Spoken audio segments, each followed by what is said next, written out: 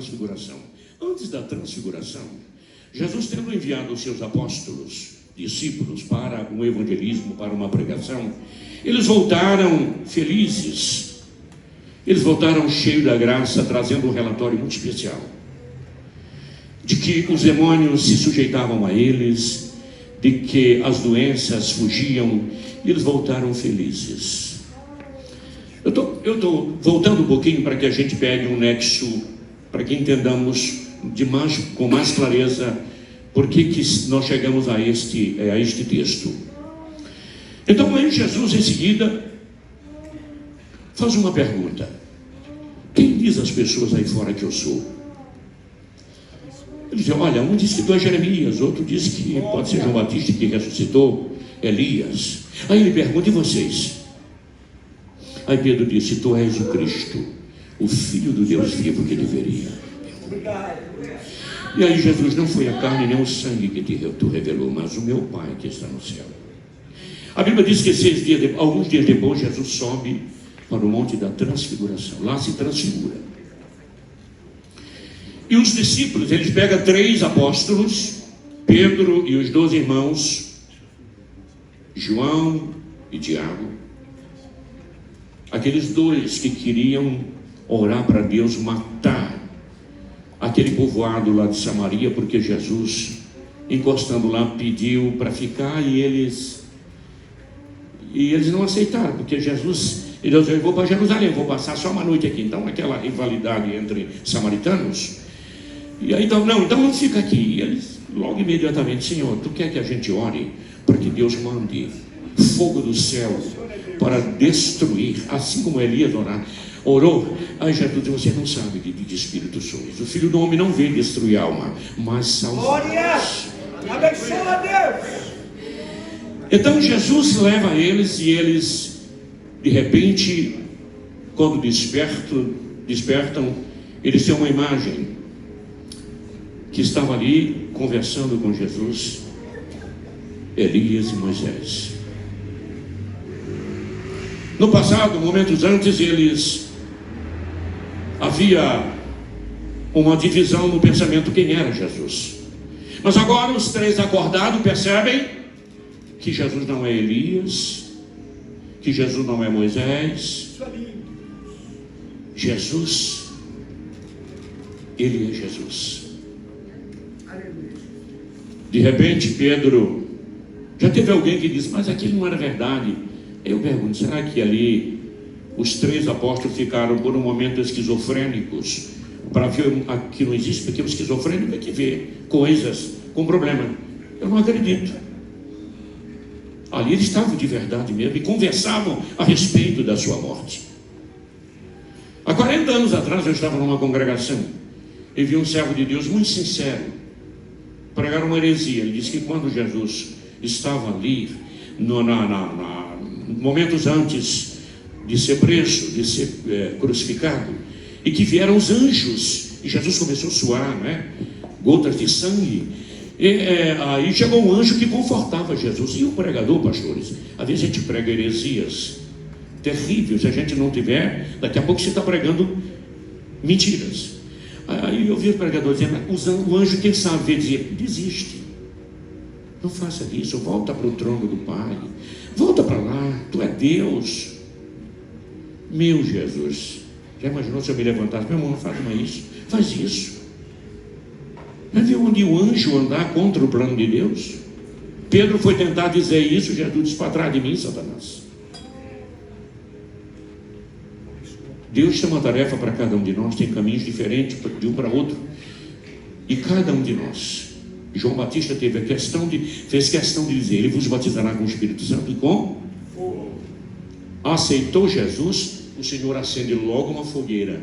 Glória! Você tem que andar com uma fogueira para te acompanhar, porque o crente, para chegar no céu, tem que ser purificado todos os dias.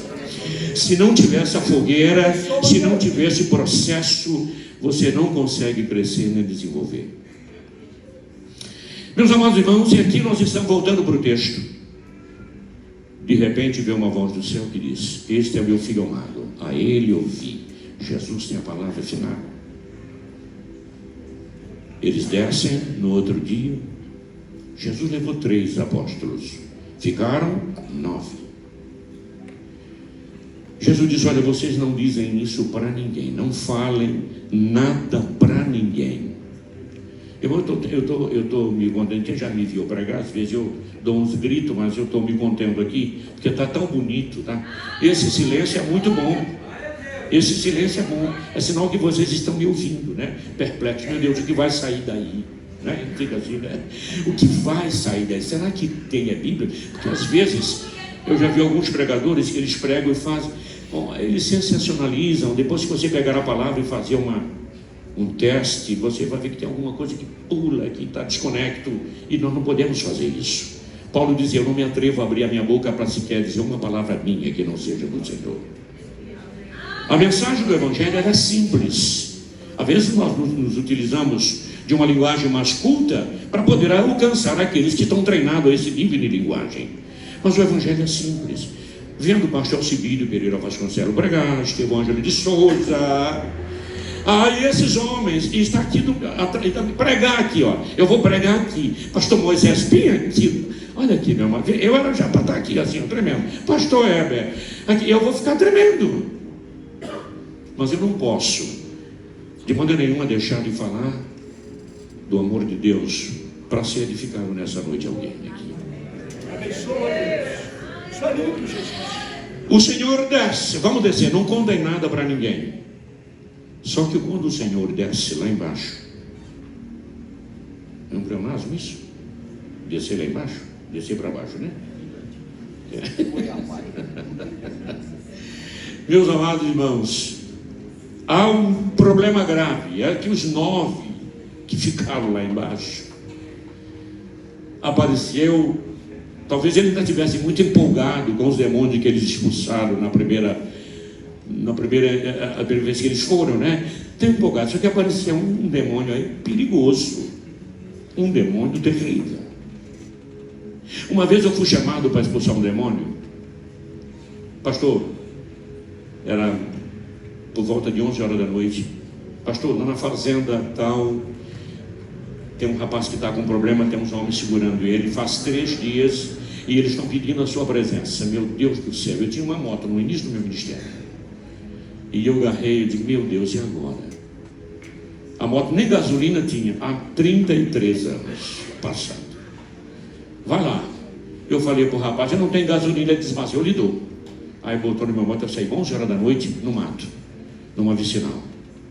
Cheguei lá numa fazenda bonita, tinha um rapaz, há 3 dias endemoniado. E você sabe o que ele dizia? Ele batia a cabeça aqui. Ele batia e dizia: sangue de Jesus tem poder, sangue de Jesus tem poder. Aí naquele momento eu fiquei amedrontado. Eu digo: Jesus, se o teu sangue não está dando conta, e eu? Se o teu sangue não está tirando esse demônio, e eu vou fazer o quê? Aleluia. Glória a Deus. Aleluia. Você não tem poder, eu não tenho poder, ninguém tem poder. O poder pertence a Jesus. Não tem poder. Se você achar que tem poder, não tem. Você tem autoridade da parte de Deus. Aí quando você levanta a mão, aí em obediência ao poder que ele tem. Aí eu virei assim, fui muito caladinho, e um monte de gente com os olhão desse. Tá bom, pastor, pregando assim? Tá bom desse jeito? Tá bom? Tá bom? A gente, com o tempo, vai ficando mais tranquilo, né? A gente vai ficando mais tranquilo, não fica mais... Antigamente, lá, né? Mas agora, carreira de velhos que é chuto, né? Então a gente tem que ficar mais tranquilo.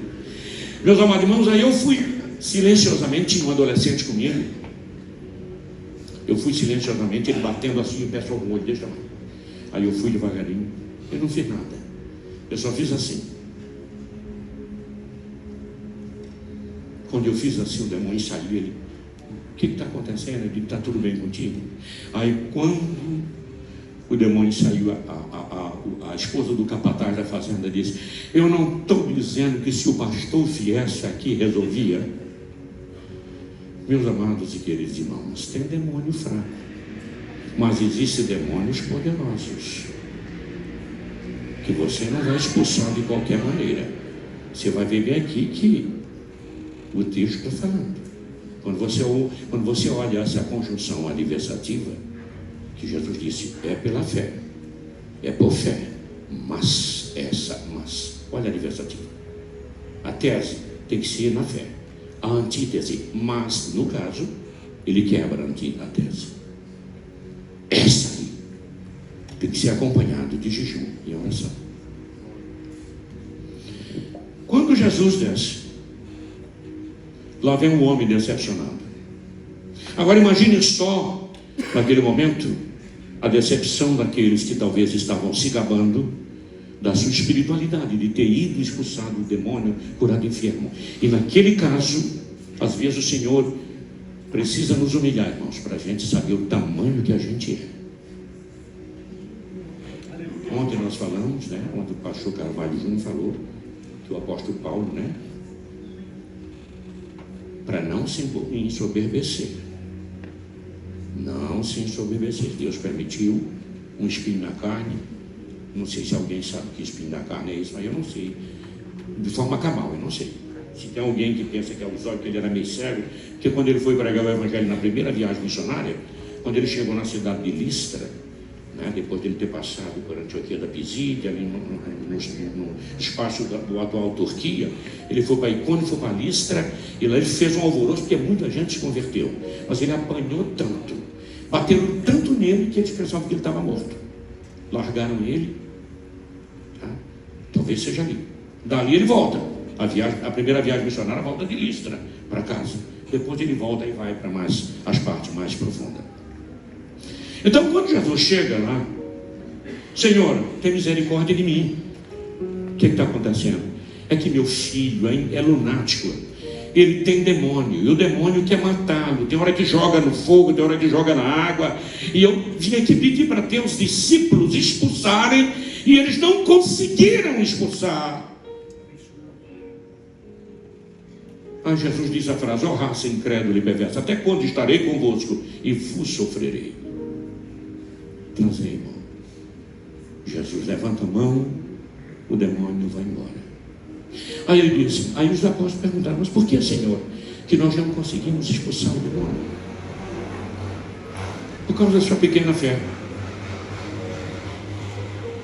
Porque se vocês tiverem fé do tamanho de uma semente de mostarda, direis a este monte, sai daqui, precipita-te no mar, e assim acontece. Mas aí é que vai para o texto que eu falei, mas esta casta de demônio ninguém pode expulsar, senão com jejum e oração.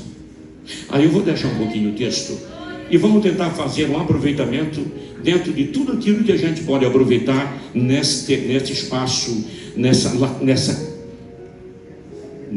versículo aqui. Meus amados e queridos irmãos, às vezes a gente quer coisas grandes. Pensa, eu vi o nosso irmão ali fazendo expande, maravilhoso. Mas cada passo que você der na direção de se tornar mais cheio da glória de Deus, vai haver uma guerra contra você. Às vezes você quer fazer grandes coisas, mas você não quer aprofundar a tua vida espiritual.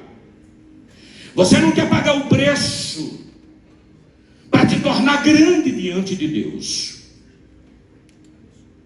O que Jesus estava querendo dizer exatamente ali, olha, vocês precisam aprofundar a espiritualidade de vocês precisam melhorar, porque tem batalha que é só para homens e mulheres espirituais. Glória! Abençoa! O impulso da fé tem que me levar a um nível de submissão a Deus e de contato com Deus, de tal maneira que eu possa perceber o que Deus quer comigo. Efésios 5,17, a Bíblia diz, pelo que não sejais insensatos, mas procurai entender qual é a vontade de Deus. Aleluia! Revestidos e cheios do Espírito Santo, você sabe até o momento em que você vai orar pelo enfermo para ele ser curado, Você sabe até o momento quando você vai orar na direção de Deus. Porque às vezes tem um enfermo bem aqui e você chega lá: Senhor, faz um milagre. Pastor Moisés, e às vezes o milagre não é a cura, o milagre é a própria enfermidade, porque essa enfermidade está servindo do elemento para esculpir nessa pessoa o caráter de Jesus Cristo. E aí você empolgado: Senhor, faz. Eu já vi até alguém orando dizendo: Senhor, eu não quero que tu faça a minha vontade, a tua vontade, mas a minha. Cura o teu filho, traz de volta. E a gente fica naquela coisa. E Deus disse: calma. Mas se você tem intimidade com Deus, você vai se aproximar e vai perceber: Deus está trabalhando, está acontecendo um milagre. Não foi assim que aconteceu com Paulo? Não foi assim que aconteceu? Cura-me. Paulo, o Senhor disse: a minha graça te basta. Oh, meu Deus. E o Senhor estava livrando Paulo da soberba, de se envaidecer, porque lá na cidade de Corinto tinha um monte de judaizante dizendo que ele não era crente, que ele não tinha autoridade apostólica, que ele foi perseguidor, que ele estava no primeiro assassinato, e Paulo teve que usar de tudo aquilo que Deus tinha feito na vida dele para provar que ele era crente. Mas Paulo, no capítulo 20 de Atos dos Apóstolos, ele se despede da igreja da Europa, da Ásia, da Europa, e diz: eu vou ir para Jerusalém. Eu vou para Jerusalém, não sabendo o que vai me acontecer, a não ser aquilo que o Espírito Santo de cidade em cidade comunica comigo. Aí ele vai descendo, se despede, se abraça. Escute bem o que as Escrituras Sagradas nos ensinam. Paulo chega em determinado lugar, e aí chega um profeta para ele e diz: olha, tem tribulação. O Espírito Santo, sabe, pastor? O Espírito Santo diz: tem tribulação te aguardando em Jerusalém.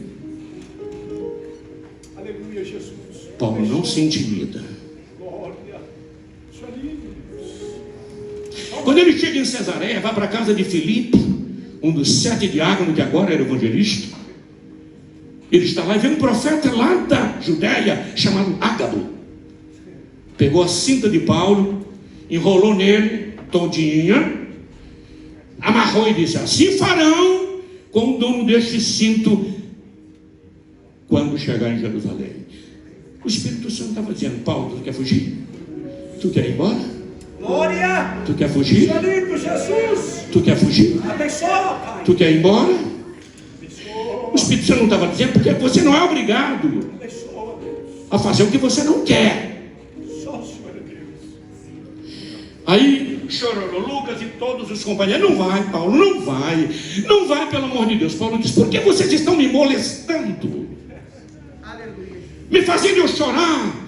Eu vou dizer para vocês, eu estou disposto em Jerusalém, não é somente em padecer, eu estou disposto a morrer e dar vida pelo meu Salvador.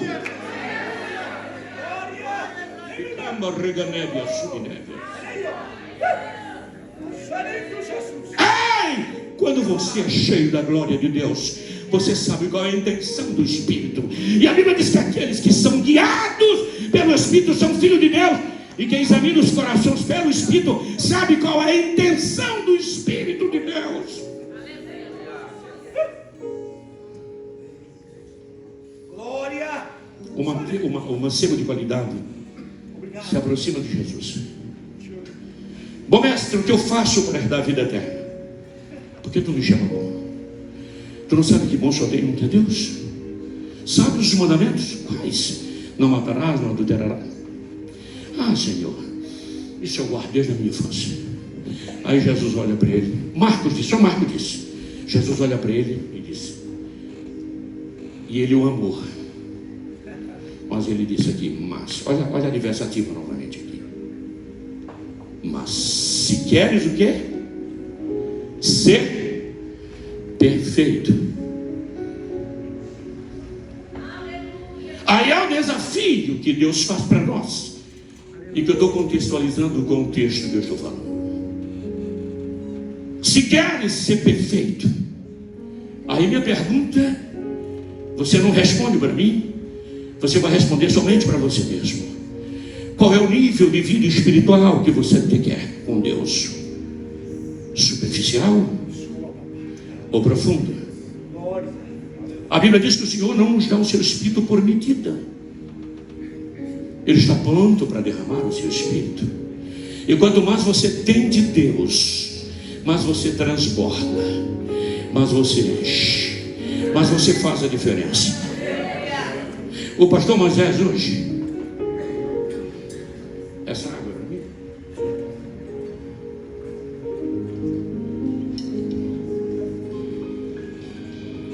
O testemunho dele fala mais alto, talvez, do que a própria pregação. Porque é um momento que a gente vai ter que pregar com as palavras, mas o momento mais profundo é quando você fala com a tua história, com a tua vida. Aleluia. Aleluias. Eu estava fazendo um culto de pré-inauguração de um templo e estava uma zoada de poder de Deus.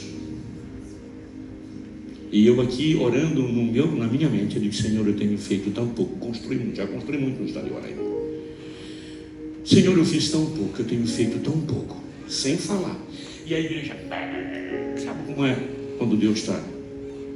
Aí quando eu estou pensando, quando eu terminar de pensar, um jovem que estava atrás de mim bateu na minha costa aqui, pá, pulou na minha frente. Pastor, Deus acabou de me dar uma visão a teu respeito. Aí eu fiquei calado. Ele diz: Deus me mostrou que o Senhor era uma grande roda e que o Senhor estava no meio de um rio de águas correntes, e do Senhor havia uma encanação que distribuía água para toda a cidade. E quanto mais o Senhor se movia, mais a água ia. Quando o Senhor parava, a água diminuía. Eu digo: entendi. Aleluias. Aleluias. Sabe aquele momento? Eu lembro de tanto Paulo quanto Pedro. Chegou um momento que Paulo não dava mais para visitar, mas começaram a pegar os lenços dele, né? Os aventais. Os demônios não suportavam olhar nem o lenço de Paulo. O cheiro, a Bíblia diz, o cheiro agradável. Somos um bom perfume. E até os lenços e aventais. Pedro, até a sombra dele curava os enfermos, expulsava demônios que saíam gritando. Na igreja não funciona técnica, funciona espiritualidade, funciona obediência, sinceridade, honestidade. Não adianta fazer coisa para inovar, não precisa. Você só precisa ser cheio da glória de Deus. Aleluias. Não sei se acontece isso com o pastor Heber. Creio que sim. Creio que com o pastor Moisés e com demais pastores já aconteceu. Você vai deitar para dormir, não consegue. E você mergulha na oração. As lágrimas. E você quer parar de orar e não consegue parar. Nem todas as vezes, irmãos. Você vai passar 2, 3 horas, 4 horas de oração, mas tem momentos que você passa. O Espírito Santo vai. E você quer parar e não consegue. Porque o Espírito Santo está te usando como intercessor. E Deus conta contigo. Deus conta com você. O pastor Heber, o pastor Moisés não pode fazer a obra de Deus sozinho. E eu estou vendo que esta igreja é uma igreja cheia da glória de Deus. Você pensa que no dia da multiplicação dos pães, quando aproximadamente quase 5.000 homens, fora mulheres e crianças, Jesus quis dar comida, dá-lhe voz de comer. De onde tiraríamos tantos pães para alimentar uma tão grande multidão como essa? Mas aí tem um rapaz que tem 5 pães e 2 peixinhos. Trazei-me, manda sentar o povo. Os apóstolos estão aqui. Eu acredito, pastor, não é que a Bíblia está dizendo, mas a gente pode. A Bíblia diz que as pessoas comeram e se fartaram. E sobejou. 5.000 pessoas. Será que tinha ali umas 10.000 pessoas?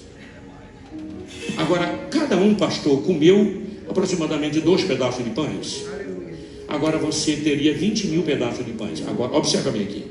Não está mais, nós vamos abrir o espaço para interpretar aí. Você acha que Jesus sozinho teria condição de pegar aqueles pedacinhos de um por um? Não, ele colocou pão na mão do Pedro e foi colocando. E acontece que quando o pão chegou na mão deles, o pão começou a se multiplicar, porque ele estava debaixo da autoridade de Deus. E quando você está debaixo da autoridade de Deus, o pão vai se multiplicar, porque é Ele. Deus entregou pão na mão de quem está com Ele para dividir. Glória a Deus. Como a hora passa rápido. Alguém falou da viúva, da mulher de Sarepta aqui. Elias chega lá, dá um copo de água. Lá vem a mulher. Pegou a água. Quando vai saindo, ele disse: faz um pão aí para mim, faz um. Ele disse: observa bem, irmãos, o poder que a palavra de Deus tem. A voz profética. Quando um profeta fala, você tem que tremer. Você tem que tremer. Eu vou já voltar para cá. Ela disse: faz um pão para mim. É assim mais ou menos que está. Ela disse: vive o Senhor e vive a tua alma, que eu não tenho senão um pouquinho de farinha na panela e de azeite na botija. E eu vim pegar uns 12 gravetos para fazer a última refeição para mim e para meu filho, para que comamos e morramos. Ele disse: tá bom, faz, mas faz primeiro um pequeno para mim, depois faz para o teu filho. E a mulher obedeceu. Até aí está tudo bem, vocês já ouviram isso muitas vezes, centenas e milhares de vezes. E a mulher foi lá, fez e trouxe para ele. Agora ela vai fazer o dela. Só que quando ela mete a mão lá, a voz do profeta: não era mais um pouquinho, a panela já tinha o suficiente. Porque quando você obedece a voz de Deus, o milagre acontece. Você não precisa desenhar nada, deixa que Deus faz. Deixa que Deus faz. Se Ele está no negócio, pastor Moisés, não falta, porque Deus é Deus. 5 pães, aproximadamente 20 mil pedaços. E Jesus colocou os pães na mão dos apóstolos e discípulos, e esse pão se multiplicou, e era serviço para tudo que é lado. Deus colocou pães nas nossas mãos. E nessa noite eu estou entregando essa porção. Então, voltando para cá, Jesus está dizendo: esta casta de demônio, se vocês quiserem expulsar, vocês precisam melhorar a vossa espiritualidade. Vocês precisam largar de comer demais e aprender a fazer jejum. Vocês precisam pagar preço na oração.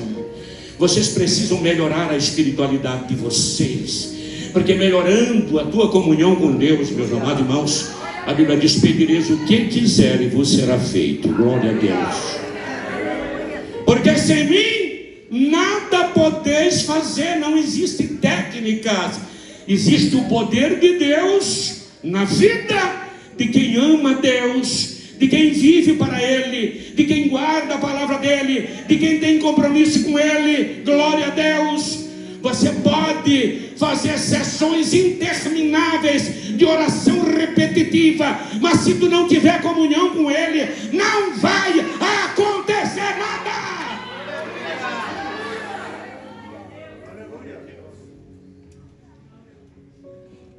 Se me amares, guardarás a minha palavra. Quem não me ama não guarda a minha palavra. Eu vi um pastor pregando e foi até bonito. Ele disse que quando um vaso se quebra, a gente varre para debaixo do tapete, não presta mais nada. Mas ele usou o capítulo 18 de Jeremias e disse: mas Deus não faz assim. Quando o vaso quebra, Deus faz novamente ele. Aí eu fui ler o manuscrito da carta de Clemente de Roma. E Clemente de Roma usa uma frase que concorda com a carta de João, do apóstolo João. Ele diz: mas depois que o vaso passa pelo fogo, que ele se quebra, não dá mais para consertar. É só para a gente manter antenado aqui, tá, irmão? Porque às vezes é só coisa boa, mas fica essa advertência. Depois da gente experimentar tantas coisas profundas, a gente relaxa. Aí vem para cá: Senhor, me renova, meu filho. Deus está pronto para nos perdoar, sim. Salvação é uma coisa, agora ser usado é outra coisa. Sansão voltou à força, mas nunca mais voltou à visão, e morreu. Isso é só uma advertência no meio da mensagem bonita e abençoada, pastor Heber. A gente tem que ficar com a orelha em pé. Seja cheio da glória de Deus e viva para Deus intensamente. Vigie constantemente. Acredito que Deus está me usando para alguém nessa noite aqui. Glória a Deus. Seja um instrumento na mão de Deus. Seja um instrumento que Deus pode contar com você. Às vezes a gente pede: Senhor, me enche do teu Espírito Santo. E eu vou fazer uma pergunta. Não é assim que você ora: Senhor, eu quero ser cheio do teu Espírito Santo. Qual é o horário que eu tenho, pastor? Ok. Tenho 10 minutos. Glória a Deus. Eu vou finalizar. Às vezes você olha aqui para mim. Eu não sou de estar mandando as pessoas olhar para mim. É só para você ficar antenado. Talvez a minha mensagem não seja uma mensagem de consolação que faz os irmãos dormir no banco, né? Mas eu espero que ela... A gente não ora todos os dias: Senhor, me enche do teu Santo Espírito, não é? Mas quando a gente... Missionária Fabiana, lá em Roraima a gente chama as esposas dos pastores de missionária. De missionário. Às vezes a gente diz: Senhor, eu quero ser cheio do teu Espírito Santo. Mas a gente está pedindo para ser cheio. É para expulsar demônio, é para curar enfermo, é para pregar com autoridade. Está tudo bem, não está errado essa motivação, porque é necessário. Mas lembre-se de uma coisa: a prioridade para você buscar a presença do Espírito de Deus é para que Deus trabalhe no teu e no meu caráter. Porque o Espírito Santo vai fazer primeiro na tua vida, para depois ele fazer através da tua vida. Primeiro é o que ele vai fazer na tua vida, depois o que ele vai fazer através da tua vida. E para isso é o Espírito Santo, Paráclito, preceptor, professor por excelência. Ele está ali do teu lado, glória a Deus, te ensinando, te orientando. E vai ser momento que ele vai ter que operar milagres, que vai doer na tua vida, vai te causar noites sem dormir. Quantas noites eu já disse: Senhor, não me deixa eu partir nesta noite. Mas já teve noite que eu disse: Senhor, tira a minha vida, eu não aguento mais, Senhor. Senhor, eu não quero mais acordar nesta vida. Eu quero partir. Se tu quiser me levar, me leva, porque eu não aguento mais. Eu não sou melhor do que Elias. Irmão, Elias pediu para Jesus levar ele. Noite de angústia, mas segundo dia, no outro dia eu me levanto, estou aqui no mundo ainda, eu vou continuar batalhando, eu vou continuar trabalhando, eu vou continuar pregando o Evangelho, eu vou continuar servindo a Deus com alegria, glória a Deus, eu vou continuar levantando a minha voz. É dia que eu quero almoçar, não almoço. Tu não vai almoçar? Não. Ela dizia para minha filha: ele vai jantar. Eu digo: não vou também. Aleluia.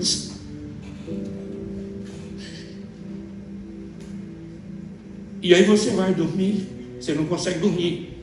porque você passa tempo sem se alimentar.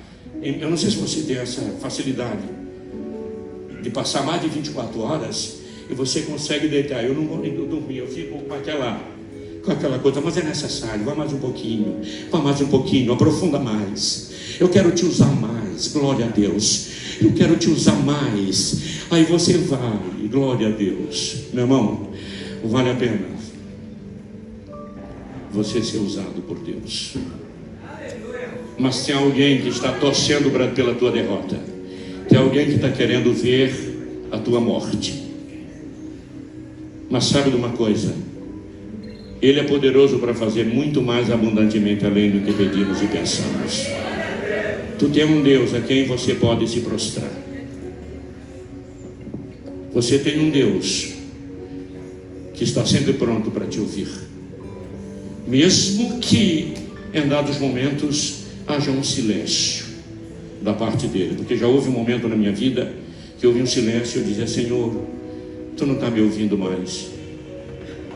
De repente o Senhor rompe o silêncio e diz: eu estou aqui, glória a Deus. Ano passado, quando eu estava vindo para cá, eu sou medroso para avião demais. Se você pensar num ser humano que tem medo de avião, sou eu. Quer dizer, não é que eu corra olhando ele lá, de andar nele, tá? Eu peguei o voo até Belém. Quando nós subimos em Belém, quando nós fomos, eu vi o mapa da viagem. Eu vi que o avião começou a fazer círculo. Aí de repente eu disse: graças, o avião está fazendo círculo. Aí o piloto falou: aconteceu um problema. O avião apresentou um problema e nós não podemos nem viajar para São Paulo e nem pousar. Primeiro porque para São Paulo a gente não sabe qual é o nível do problema. E a gente não pode pousar porque nós abastecemos para 4 horas de voo e o avião já está pesado. Se pousar pode incendiar. Meu irmão, para quem já está com medo, mas o Senhor me fez 2 dias antes jejuar os 2 dias seguidos. E eu entreguei o jejum exatamente quando eu estava pegando o avião. Se fosse antes, eu tinha entrado em banho. E aí, quando ele falou: olha, tranquilo, vocês podem ficar tranquilos. Você fica tranquilo, o avião está vendo o problema. E começou a rodar. E aí, de repente, a minha comunhão com Deus, a minha esposa começou a cantar uns hinos. Ela é corajosa, mas ela começou a cantar. E ela escolheu os hinos da harpa exatamente. E as palavras do hino começou a me confortar o coração. Glória a Deus. Mas eu digo: Senhor, eu estou aqui. Glória a Deus. Eu estou aqui. 2 horas e meia depois pousamos, ajeitaram o avião, nós viemos. E eu não sei se você se lembra, eu estava lá embaixo, bem na frente, o pastor Marcos, aquele que pregou. Maquiveia. Ele desceu de lá e chegou na minha cabeça e disse: o teu ministério ainda não acabou.